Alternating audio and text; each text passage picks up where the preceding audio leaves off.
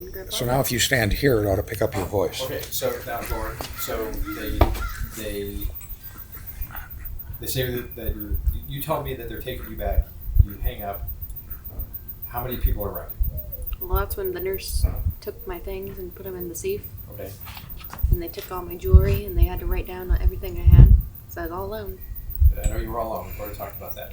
Then I went back and Were you pretty drugged up at this point in time? that's when I was just on morphine. And then they took me to the surgery floor. Okay. And up there, my anesthesiologist nurse came, and then he gave me. Then the anesthesiologist nurses in training was there. May I make a critique?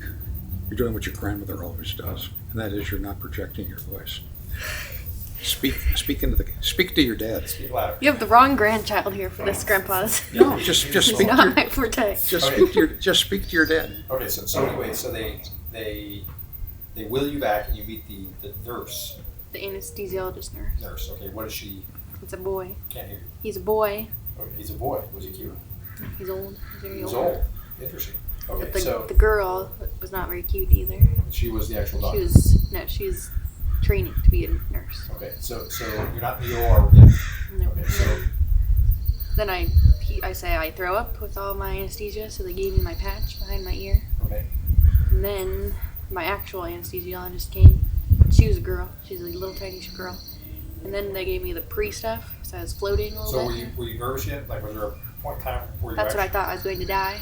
Right, That's when what I'm she gave me that asking. stuff. So, because Mom said that there was a couple times you thought you were going to die. So when did you think? That's the first time I thought I was going to die. Then they wheeled me back. And there's like 50 of them in the OR. Why were there so many? I said that I signed, you can watch my surgery. So you were in the operating theater? I signed my rights away to all of them. Well, why did you say that they couldn't watch? Well, because I'll feel bad if people say I can't watch in 5 years. Okay, so at what point in time were you actually? Why were you more nervous on this one than you were when you just had your? Because this one I planned to have. I did not plan to have my appendix out. Okay, so you go back there. And they had me sign a thing. Do you want someone else's blood in case you start bleeding out? And that scared me a little bit. Okay, fair enough. Okay, now how many different people introduced themselves to you?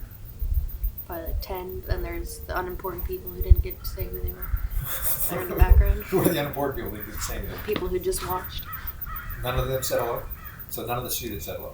No, the little Asian one that you talked to was a student. Remember? Oh yeah. He's a student.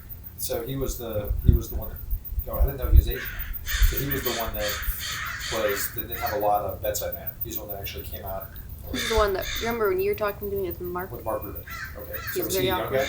He was a student. He's in school still. Okay, so is he the one that he was actually? So you go back there, you're in the OR. My surgeon was the woman, girl. So she said she was the one who said she thought it was a perforated. Okay. That's the girl who cut me So off. but let's back. So you head back there, and you have the anesthesiologist that says hello to you, the nurse. And then you actually talk to the other one. The main right? one, yes. The main one. And then you get into a room. How big's the room?